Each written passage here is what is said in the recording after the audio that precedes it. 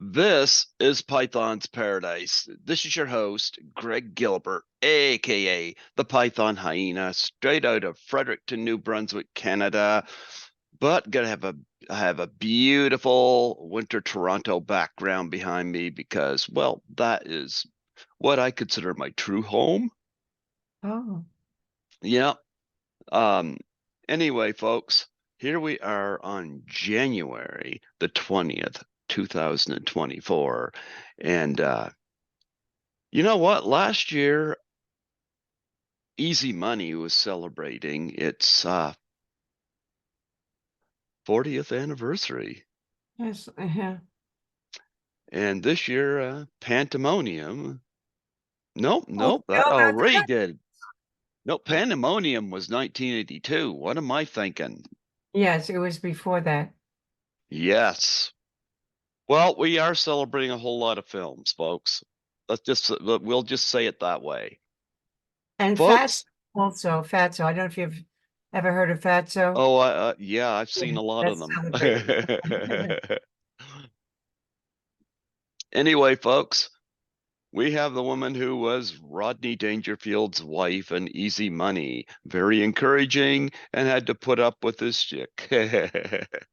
Oh, Folks, here we have Candice Azzara. How do you do, Candice? I'm great, always. Very, Absolutely.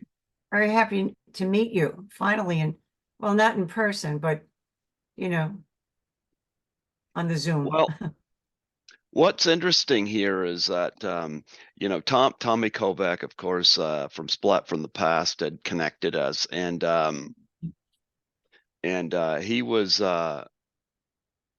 he was telling me that he said very good things about you, and he knew that I'd had Lily Hayden on the show back. Oh, I love Uh, her. How is she? I I had her love on about I think it was getting to know 2018. her. Hmm. Getting to- she's such a sweetheart, isn't she? Hmm. Her mother passed away, I know. Uh, Yeah. but Oh she yeah. loved that little girl so much. And, she's a great violinist. Yeah, that's one thing she and I talked about. Yeah, Her and that violin, how it went with her, how it was used as part of her performance because yeah, it was something she could do, and how that ended up working to her advantage. her advantage. Yes, absolutely. Anyway, I was reading up on your background a little bit, and one of the things that stood out to me is that growing up, you were really inspired by the film La Strada, the Federico Fellini film, and I Yeah. was wondering what was it about that film that grabbed your attention? Not that should be surprised; it's Fellini after all. Well, no, he does some junky films like everybody else does. But I didn't want to be an actress. I wanted to be an artist. Michelangelo. I wasn't crazy about actors. I liked Mhm. um, Michelangelo. I wanted to be an artist like him and study one thing in detail. And I went to the movies alone and I saw this film. I felt like it was so real.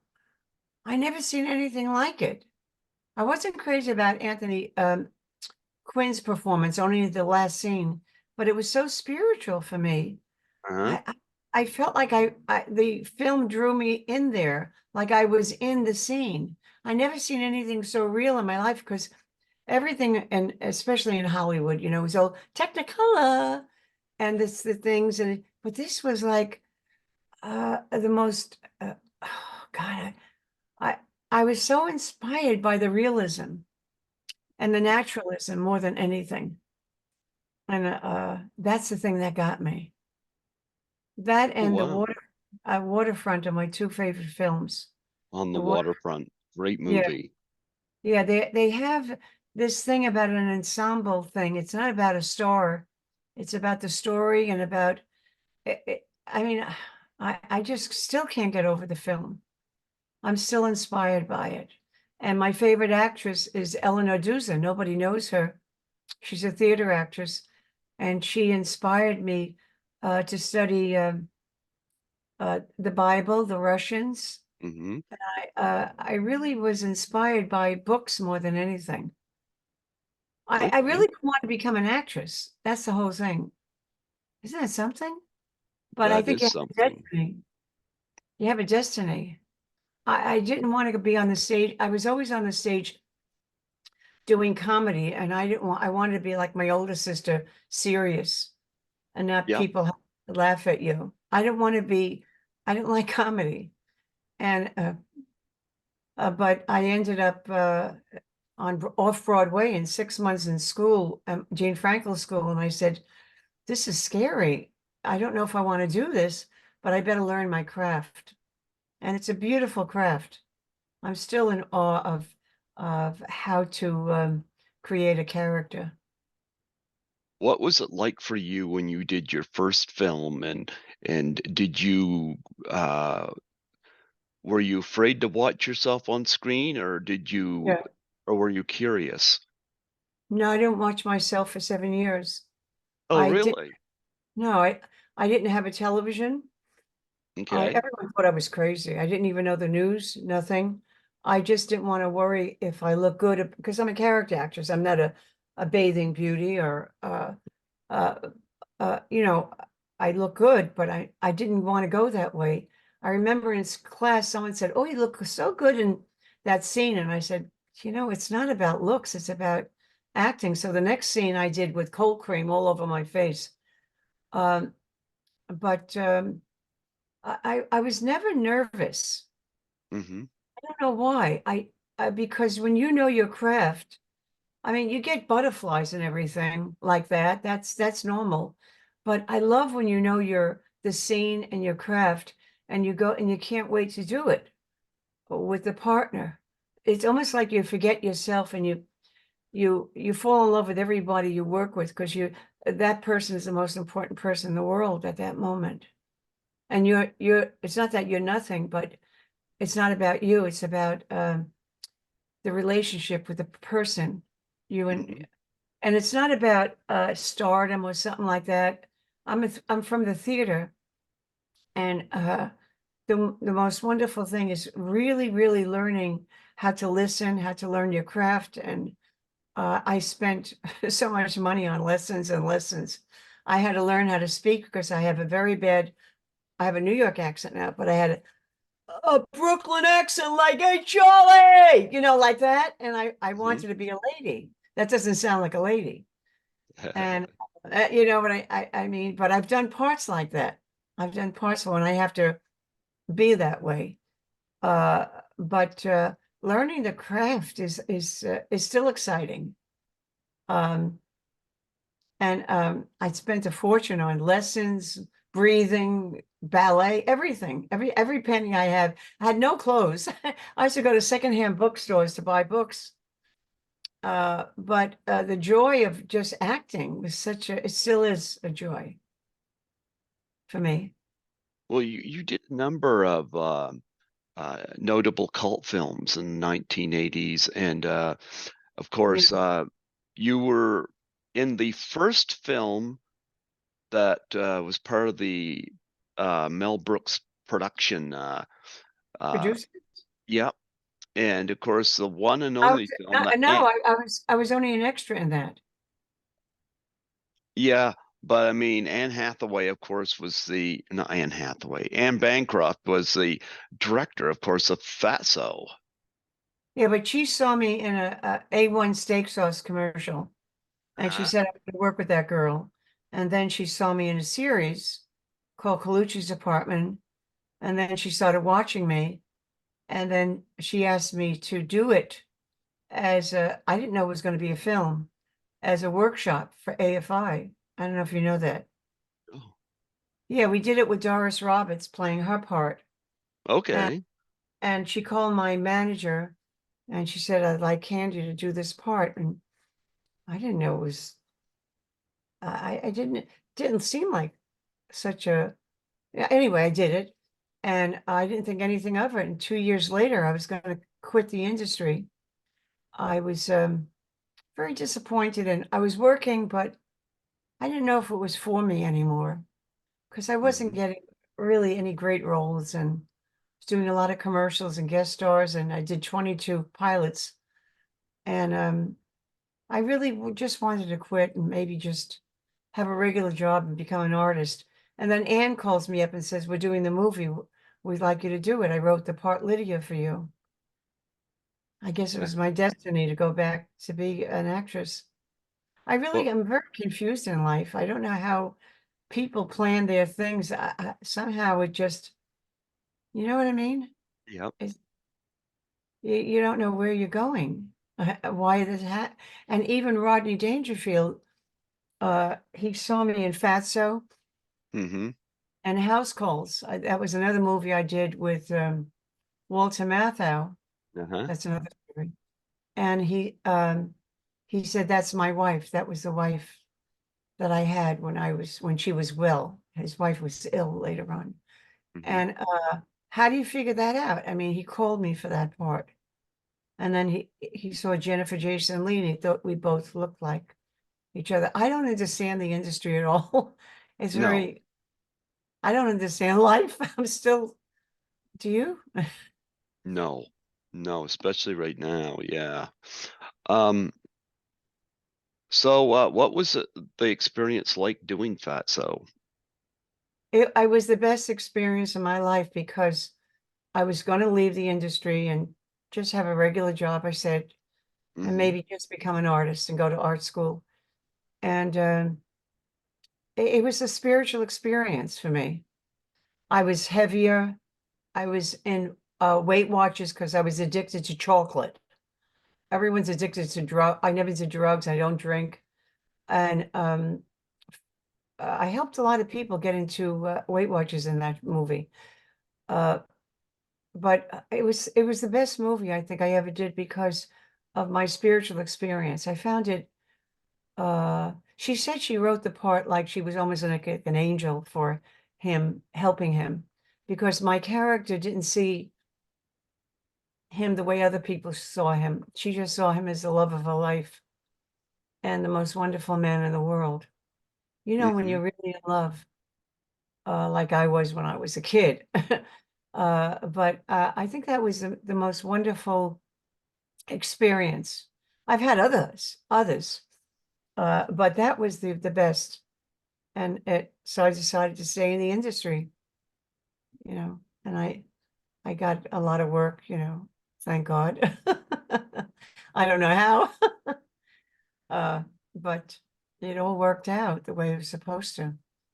Life is a mystery. Yeah, I really like Easy Money. A lot. Everyone does.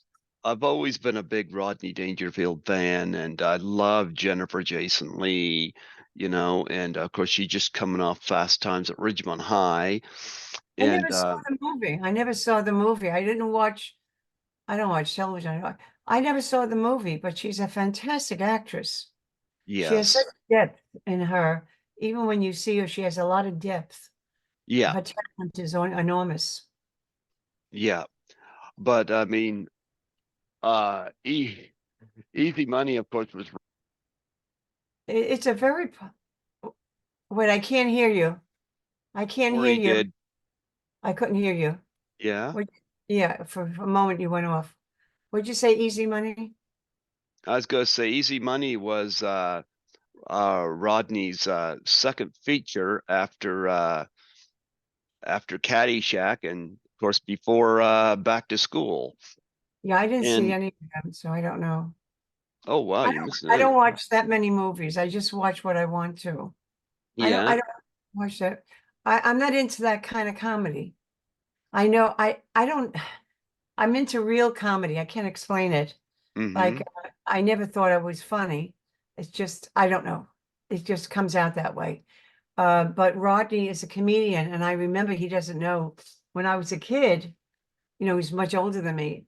I saw him at the Improv, Uh-huh. and I remember he was I think he wanted to be a stand-up comic, but he couldn't afford it. So I think he had an aluminum siding business. But I Mm-hmm. remember him up there and everyone loved him. He has a he's a very gentle spirit. Mm-hmm. Very sweet, sweet man. Very, very nice to me. Well, everyone's. I'm very. I've never had trouble in the industry. You know, people say, "Oh, someone try this." I don't know. Maybe because I just do my work and go home.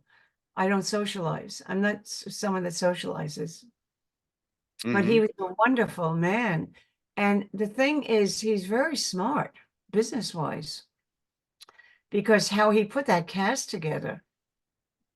Everyone knows me from Easy Money more than Fatso. Fatso is I'm known from Italians. A lot of Italians know Fatso, and Pandomonium is like a that's like a cult thing. I didn't know that. I was just interviewed on a cult magazine thing about Pandemonium. Who knew? You know. Well, Easy Money had a lot of great lines in it, and one of my favorite from Rodney Dangerfield was when uh he tells the mother-in-law that she's the inspiration for twin beds. Oh yeah, yeah, yeah. I know. I know. Yeah. Well, I was married to a stand-up comic, and I don't get jokes that well. I think Mm-hmm. everything is serious, and that's why I don't watch those. But Easy Money, I thought it was good. It was really good. I really enjoyed the relationships, and he was right. The director didn't want me for the part. He says he wanted someone funny looking like Rodney. And Rodney said, no, I want someone good. He wanted someone nice looking. And so he fired the director. Mm-hmm. Because I auditioned for it first and I didn't get the part. Uh-huh. And and then he called Jennifer and I to fly down to New York and meet with him. And could you hear me? Wait, could you hear me? Yeah, I wonder what happened there. No. He flew us down to New York and we auditioned. And of course, you know, he loved us and he said, you have to change your hair color. My Mm-hmm. hair was red at that time. I change it. I'm always changing. Could you hear me now? I can, yep. Yeah. But life is strange. Everyone thinks it's just cut and dry and this happens. You can't? You having a problem? Hello? Can you hear me? Yeah. And Yeah. I'm wondering if it's on my end.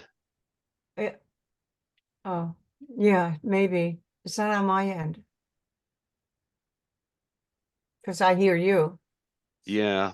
Well, I get things that keep going off with my Oh, drive, and I don't know why it's doing that. oh, Yeah. But anyway,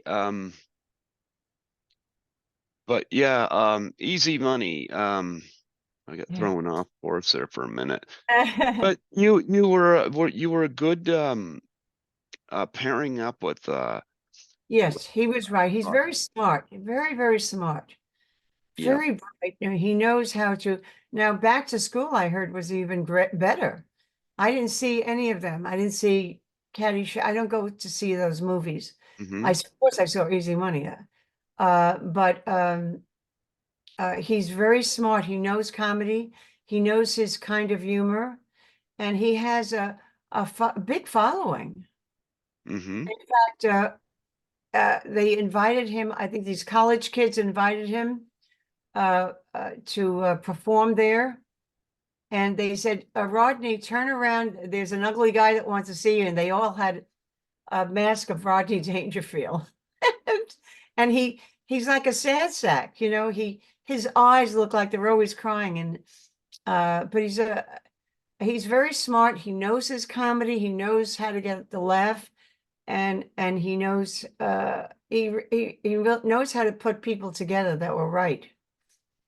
Because he Yeah, was very funny, and Joe Pesci and him were fantastic together.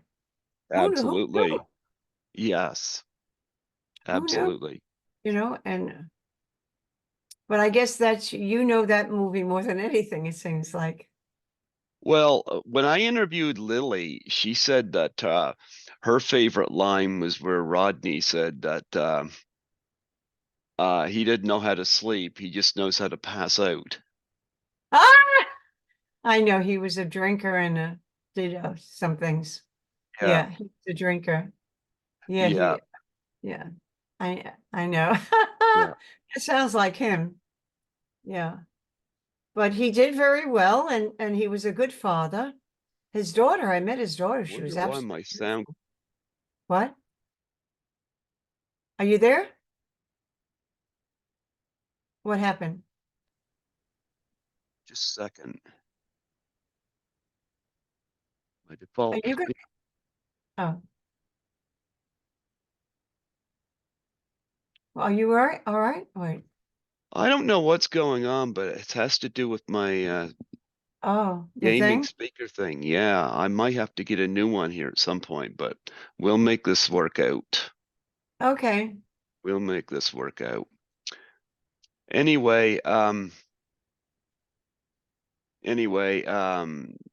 talking about Lily, and I think it was wonderful that that her talent as a violinist was able to be used in this. But one of the things I loved about her in this Oh, movie is the fact that she was the one that was really instrumental in him holding things together because she was the one that knew where all the stashes were in order yeah, for she him was to, very smart, very smart, yeah, so loving. What a loving child. I just yeah, love, how could you not? You know, and God bless her that she did very well as a violinist, you know? And she yeah, was always studying every day. Every day she had her teacher with her. She yeah, would always be studying. yeah. She So, seemed very smart beyond her years. yes, yes, yes. And then there's of course, Jennifer Jason Leigh, of course, went on. She finally, with Hateful Eight, got an Oscar nomination. It was about time. Yeah. Another, You know, her parents are well known. Her mother is a screenwriter, and her father, can you hear me? Can you hear me? Are you all right? Oh, I don't know can if you it's hear working. me? Yes. Oh, good. I'll do it this way. So Uh, you can hear me yes. fine? Yeah. Okay. Her mother is a screenwriter, and her father's a famous actor. There, that takes care of that problem. I guess if we can Yeah. hear each other like this. Yeah. That thing has been going off like that for a bit, and but it's never affected an interview until tonight. Uh-huh. Yeah. And I'm not one to From put the up with side, that. you know, from the side, if you go from the side, if you look on the side of you, you look like Bruce Willis on this side, the other side. If you No? turn the other one, you look like Bruce Willis if you turn sideways on your left side. Ah, okay. Yeah. Okay, But so what's going on? What else? nope. Now I'm going to tell you one of the things that really stood out to me to this film. Now that we got this straightened out, Yeah. um, is Taylor Negron. Oh, what a talent. I'm going to tell you, this film did something that I'd never seen done before. I think he is such a, you know, he died, right? Yeah. Mm. What a talent. That one of my favorite scenes is he's with the tree. Yep. He, he's so brilliant in that. And it's a funny thing how Rodney's knows his stuff. When we were doing the readings, Taylor wasn't going to use the accent. And Rodney says, no, you have to use the accent. And Hmm. it's much better with the accent. Hello, Dad. So he was doing it without the accent. But no, but Rodney said, and it was much funnier with the accent. But that tree scene is out of this world. Yeah. It's a work of art. No, the way he does that. Sorry, I don't know what I think he died of cancer or something like that. Well, I'm going to say one thing is that when we first see him, like of course he's marrying the eldest daughter, Allison, and and Rodney says to you, see the guy for what he is. He belongs in the gang. And you say, it's a good boys gang. What's interesting is how us as the audience are looking at him the way Rodney does, Ah, but yet your perception ends up being the correct one. oh yeah. Yeah, because what is interesting, because he comes out, looks like this dangerous individual and whatnot Yeah. until well, but there was something that was done in this film that I totally admired the character for. And that, of course, is outside, when his friend is hiding behind the hedge. And he's telling him what to say to Allison. Of course, I I know, love, I know that the hedge. This is oh, the, I love Lily Hayden. She knows what's going on. She I goes, know. it's Yeah, Julio in a hedge. ah, And the guy in the bushes goes, tell her you're thinking about killing yourself. ah, And I love the fact that Julio stands there for a moment no. and says, I don't talk like that. No, I He don't goes, talk like that. yeah, I don't talk like that.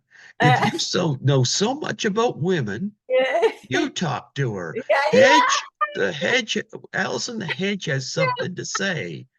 He goes, I have nothing to say. But I I know. I love the love that. fact Yeah, that as that's broken my as favorite he, things. yeah, as You know what broken I as love he about it? was, Yeah, what I love about it, it's so honest. yeah. The way he does it. He doesn't try to make it funny. He does it honestly, and that to me is very good comedy when you do it Well, honestly. Well, what got me about the characters, as broken as he was, he had too much self-respect for himself to end himself. I love that. It Yeah, showed character. yeah, yeah. Yeah, I'm done. his character, yeah, he showed character. I And know. I know. yeah, yeah. And and of course, Rodney had his buddies from the bar, of course, Joe Pesci and Yeah. yeah, I think I cut some scenes out. I'm not sure. I'm not, I think I did. Well, they always cut. I don't know what scenes. yeah. And of course, Jeffrey Jones playing the Yeah, yeah. Wasn't he wonderful? They're all wonderful. I love them. I mhm. enjoy them. They're very, and we're all like, we don't hang out together, but we liked each other. Yeah, That was yeah. the thing. We didn't socialize together or anything like that. Yeah. No, I love Easy Money. And did you go to the premiere of that? Yeah. Oh, no, I don't know. I guess it was here. Yeah, I went there. Yeah. Hmm. He had a big to do over here at the Directors Guild. Yeah. Have you seen Rodney since Easy Money wrapped? Uh, I no, he's dead. He's dead. Yeah, he passed in 2004, But but I don't socialize in the no. industry. No, Okay. I don't know how I've ever worked because I'm not a socializer in the industry. I only had one friend, Ron Carey, who was on Barney Miller. Hmm. He and his wife are my buddies, and we're both Catholic. And I kind of stayed out of the industry. I don't drink. I really, it's terrible because I'm not a socializer. Uh-huh. Uh, uh, only with family and that. I don't know. I don't know how to do that. I never did it. And it was terrible because even in the beginning, everyone said she doesn't go to parties. She doesn't go to parties. So I do my work, but I got along with everybody. And that was the main thing. Hmm. Always kept on working. So Hmm. I'm grateful. Well, let's talk about Pandemonium. Oh, yeah.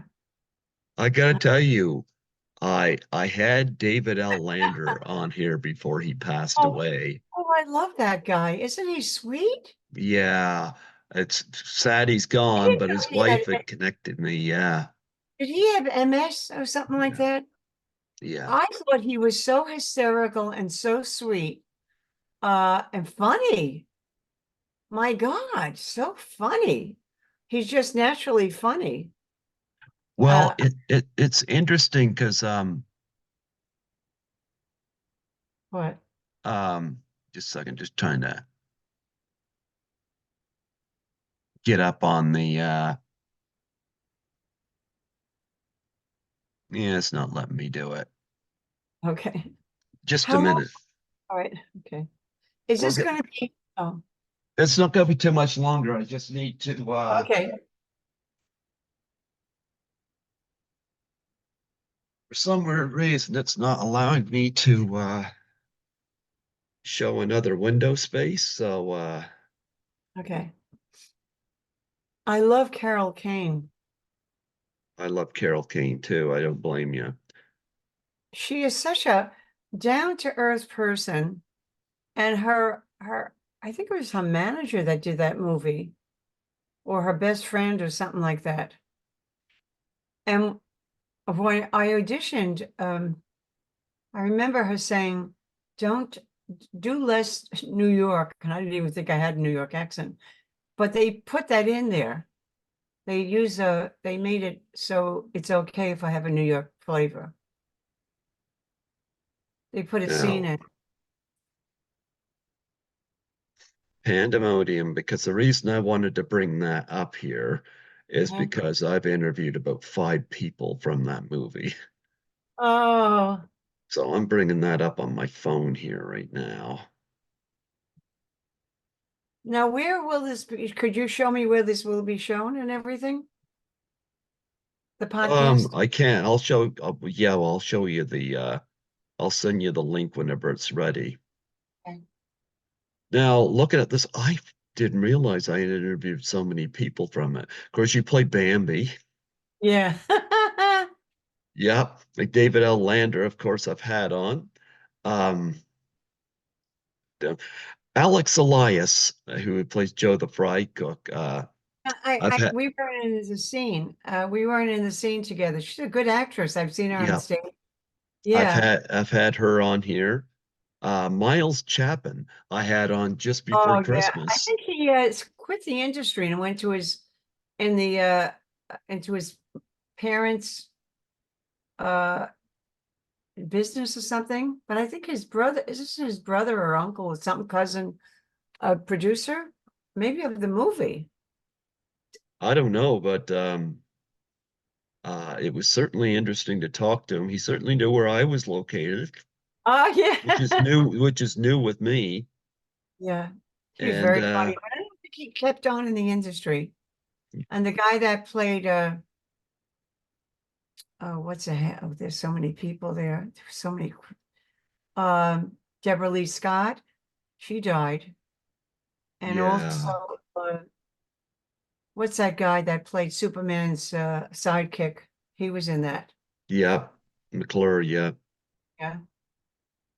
James McCrell I had on back in November. Yeah, What what did he play? he played Mandy's dad. Oh, man. So I don't know if she kept in the industry. A lot of people seem to have left or something.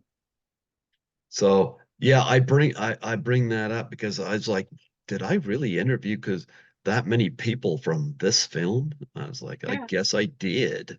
Well, it's like a cult classic for young kids too. They like, it's funny. It's just Hmm. funny. It's silly. Uh, silly. Yep. God, there's another one I did with Walter Matthau's son called "Doing Time on Planet Earth," where a bird comes out of my head. Oh, Is with that a Al. common thing with you? No, but I play everything seriously. I create the character seriously, just like I was doing a dramatic role. Um, Adam West was my husband. We were aliens. Yeah, it's another cult thing. And I saw this one in the theater, but Catch Me If You Can. You get to work under Steven Spielberg. Yeah, I had changed my agents and I just wanted to because they were waiting for me to get these big roles, and I just wanted to work. So I auditioned for him, Hmm. got the role, and it's amazing how what happened. He was one of the oh God, now I can see why he's so successful. He's so detailed in the scene. Everything had, and so sweet and loving. And I just love working with him. And from that, a director saw me and he auditioned for me for In Her Shoes, a small part. And then the director who did LA Confidential was directing it and said, I want to see you for another part, and which was one of the leads. So I auditioned for that and I got the lead role. I have no idea how these things work out. Well, I'll tell you, casted well because I mean, you had Tom Hanks and Leo DiCaprio, and that. Yeah. So I mean, you were in really great company as well as Spielberg being behind the camera, and Spielberg. A lot of people Oh, know him for his blockbusters, but he has got some tremendous range as a filmmaker, and but not only that, he not only knows his craft. You know that this was dated, I don't know, in the 50s. He even mhm, had my underwear, like the 50s. mhm. The character was completely dressed, underwear and everything, as if I was supposed to be in the 50s or 60s or something like that. Isn't that something? How Mm. detailed he is. He's a painter. He's like a Michelangelo. The detail. Painter too, like in the fact that this was painted very much like a Pink Panther themed kind of movie. Yeah, I can't get through it on Pink Panthers. I never watched. I just Oh, can't. I love those, but Yeah, I guess I'm for someone that lives in comedy. I like very few things. I can't get through the Pink Panther. I think it's funny, but he goes on, and I have to say stop. Too much now. of course you were in Ocean's 12. I saw that in the Yeah, I theater. just had a small part. I think Yeah. they auditioned me and just gave me the part, and I played Carl Reiner's girlfriend or wife. And I know Mhm. Carl Reiner from Mel and Bancroft. And it's a funny thing. I worked with he worked on a show called Your Show of Shows. You probably never heard of it. I have. With Sid Season. I worked with Neil Simon, Danny Simon, Mel Brooks, Howard Morris, and Carl Reiner, and Imogen Coca.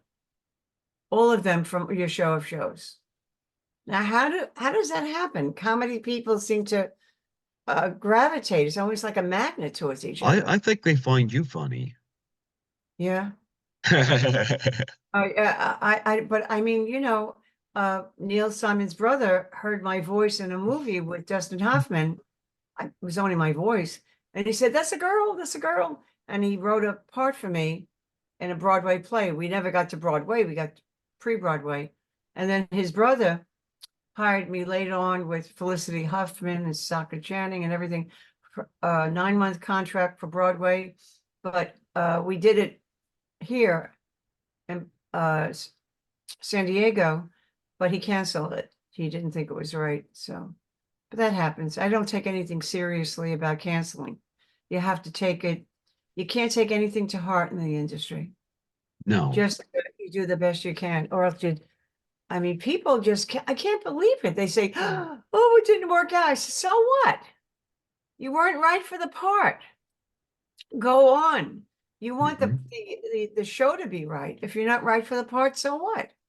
But some people get devastated from just losing a part. And that's part of the game. I mean, so anyway. Any stories from In Her Shoes with Cameron Well, Diaz? I just love Cameron Diaz. I love Tony Collette. I love Shirley MacLaine. I love Ken Howard. Every one of, and of course the director is so great. Every one of them is such an ensemble player. There's no star. There's just ensemble working people. And I could see why Cameron Diaz and Tony and all of them are very successful because they only care about the work and they're team players. Nothing conceit. Cameron Diaz doesn't have an ego or anything like that, or either Tony or Shirley. they're just wonderful actors that it's a joy to work with them. I don't, it's a funny thing. Most of the actors, I don't remember any actor really being conceited. It's only about the work. And they're always loving towards each other. And Cameron and Tony would always kiss each other hello. And I just love them. And I respect them. But it's work. It's a job. Mm-hmm. And I guess, maybe the audience sees it's different, but I respect them so much for their hard work and showing up and knowing their lines and doing, and I don't know if you know, I work with Gene Wilder.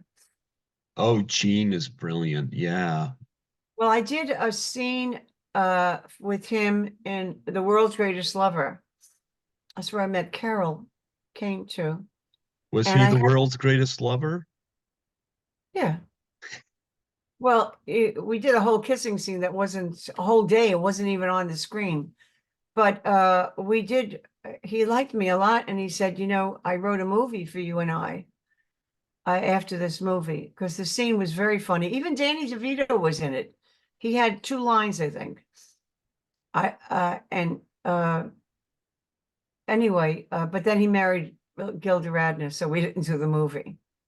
So, but but it was a very funny scene. It's if you ever see The World's Greatest Lover, I think I have it on I think it's on YouTube, where he chokes me to death or something like that.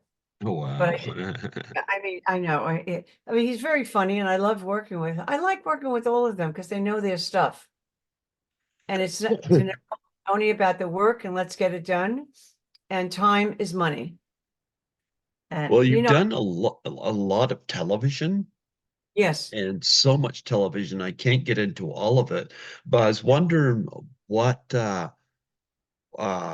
your favorite TV shows to work on, and what some of your most memorable experiences were. Well, the one my first series was Colucci's Apartment. I absolutely love working with Jimmy Coco and Renee Till and Joe Bologna. And it was my first experience. And I liked working with Pierce Brosnan also. I played a very funny character there. And Remington Steele. I love Caroline the City, and I liked all of them. Rhoda, Soap. I recurred on those, and Who's the Boss?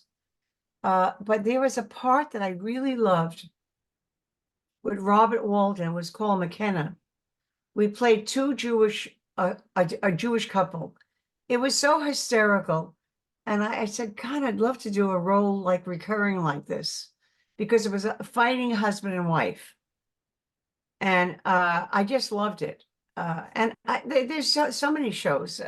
I can't even name all of them, from Kojak.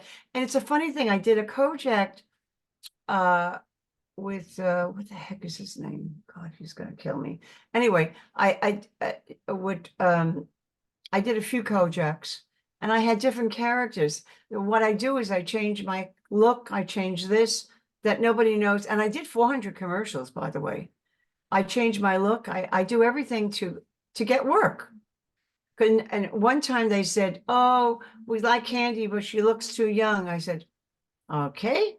So I put on a wig and I went looking like a mother, and I got Caroline the City, because I was being turned down because of I don't care how I look. And it's a funny thing. Someone wrote me on my website and said, "You used to play such sexy girls. Why did you turn it down for those homely looking women?" I'm an actress. Who cares? Yeah. Yeah. What is his name? That other guy that I worked with. I did a play with him. Armin Asante. I did a pre-Broadway play with him. We were 2 kids. We're only in our 20s. We played boyfriend and girlfriend. And then we both got the Kojak guest starring role. We played Kojak. And I said, "Well, how come you're in California?" He says, "I can't get arrested in New York. I'm doing, these little shows and understudy." And that show, Kojak, Sylvester Stallone saw him in it, and he got into movies from that. Isn't that something? Yeah. And I got into movies from commercials. Nothing makes sense. How are they going to write a book about that? How to get in the industry? I don't even know. I don't know. No, I do know you have to know your craft and you have to have talent.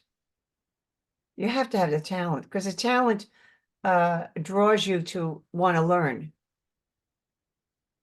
Yeah, and that's Well, it. one of the things that you and I have in common is But that we both share the same faith. We both believe in, well, we're both different denominations, but we both believe in the same God.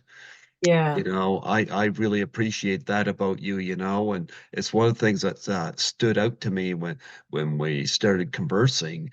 And I think it's very important. I would love to get stronger in my faith. What holds you strong to your faith? Teach me here. Maybe I could learn something here. well, the most important thing in my life is God and Jesus Christ. And when I started acting, I said, this is a dangerous place. I'm going to make God my only audience. And God is the one that I pray for everything. It's a funny thing. When I was doing this show, like I was doing Carol in the City, and they see me pray, and the guy says, I pray too before I go on too. And I can't do anything without prayer. I can't do anything unless I surrender it to Jesus. I'm nothing. I'm nothing without that. And my favorite actress, Ellen Azusa, Stanislavski, all spiritual, all spiritual. And the gift that God gives you is spiritual. And only once in a while you get that glimmer of, oh, it's like you're not doing it. It's like the force is doing it. But that's very rare. You have to know your craft. You have to do it. You have to be a technician. But I can't live one moment without that. I can't. I don't care. I can have all the love and support and money and everything, but it means nothing if I don't have my connection with God. Yeah. I just can't do it. And my nieces and nephews and everyone knows that about me. And I never had trouble in the industry. I used to bring my statue of Jesus, and they made a little shrine for me because I couldn't do it. And I remember I was on the plane going to do this commercial, and I brought my statue with me. And the plane was like rocking. It was a private plane. And he said, "You got that statue?" Okay. And the thing is, I don't know how people do it, but I can't. Not one. And I remember I had gotten something big again. And I thanked the Lord. And this girl who doesn't have God in her life said, "You did it." I said, "No, I didn't do it. I mean, I may have to, I didn't, because how many people are out there trying? And how come, God let me do it? I didn't know I was going to have a career. He gave it to me.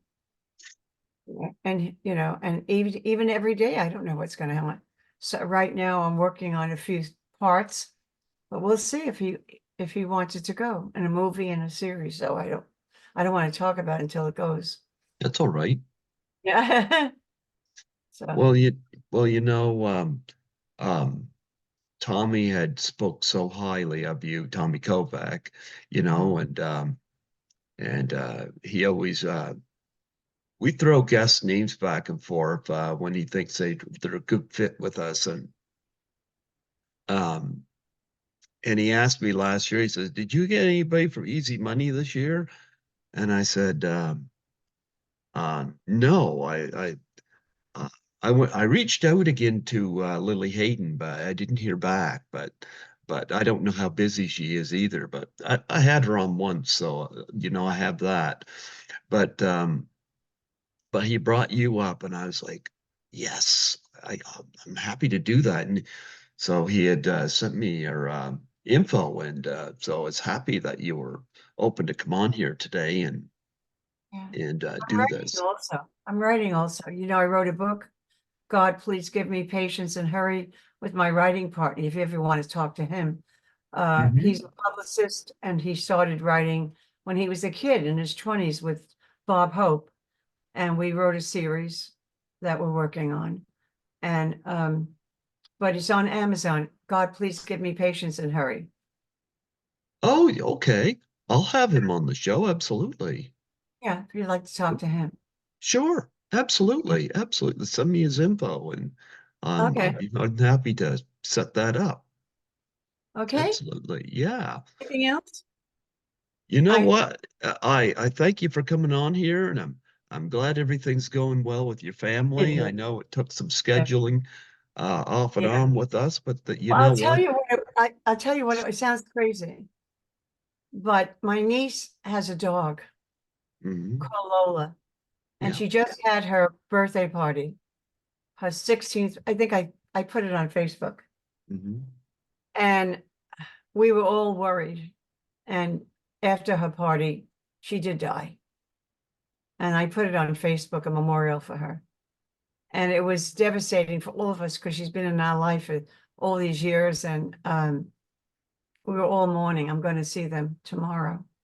But we've taken this very badly, you You know. know, um, I understand that. Like I've had Skittles, my cat, for well, he used to be my parents' cat, and they had me take Skittles because they both became terminally ill, so they were only able to handle the dog, and they knew I was more a cat person. But Skittles is still active. Well, if you walk up, call being lazy active, but there's nothing out of the ordinary with him anyway. And but he's still with me, and I think he's like 16 years old or something like that right now. So, you know, but it's hard to lose a pet, It's very because hard. It's very hard. And my niece even flew in to be with her. It's been very hard for all of us. It sounds crazy, but you understand. I do understand. My parents had an Australian Shepherd they were in love with. Um, my brother and his wife had two ferrets, and they have since passed, and they love those ferrets. So, and I've still got Skittles. He's been with, I think, since '08 or '09, and still here. Still here. I can't get him to clean. Or pay bills or something like that at work, right? Yeah. Yeah, I'm trying to, like Yeah. starting Monday. I mean, I'm gonna have two cleaning jobs, because uh, uh, I gotta get some bills paid off, and I'm having a hard time. And I'm like, Skittles Well, said they pay he's well. They pay well. I know my cleaning people charge $25 an hour. well. Skittles said he's studying up to for in his to get his PhD in laziness, and I'm like, Skittles, you gotta take a study break every once in a while. Okay, so anything, oh, I gotta shut this off. Anything else? No, I think we're good. Okay, let me know when it's on, and I'd like to see it, and I'll pray for your work. And what is your goal? Well, I really don't know. I would love to eventually move to Toronto. I love Toronto. I've lived here my whole life. I know right now I've got you want to pray for something? I have got floaties in front of this eye, I and know it's one of gotten my friends worse. can't get rid of it. She has them too. Well, it's gotten thicker now. When I Yeah. close this eye, it's not as bad today because I was listening to stuff online. I heard that eating pineapple, a slice of pineapple a day, is supposed to help with that. And I was like, I love pineapple, so I'm all for trying that. But but I gotta get this looked God, at, and huh? well, God has a plan, and you have to just pay attention to that. Health is so important. Yeah, It's so, it really is. I think that's the number one thing, like actors that they ask me, you have to be healthy, you have to be disciplined, you have to say no to things when you're working. You have to be very disciplined. But anyway, I have another thing I have to do at 5:30. absolutely. So anything else that you want Nope, to? we are good. I just want to give thanks that you came on here today. Thank you. Before I let you go, I would love a plug for my show. Okay, how do I do that? Just state your name and say you're listening to Greg Gilbert on Python's Paradise. Candice Azzara. I'm listening to Greg Gilbert, Python's Paradise. Is that it? Yep, .com? yep. Is it? Okay, Nope, got just Python's Paradise. Python's Paradise. Yep, Oh, all right, I'll join. Well, you sent me a link so I can join. absolutely. I'll send it. Yeah, absolutely. God bless you. God Okay, bless you too. bye, Bye darling. bye. Bye bye.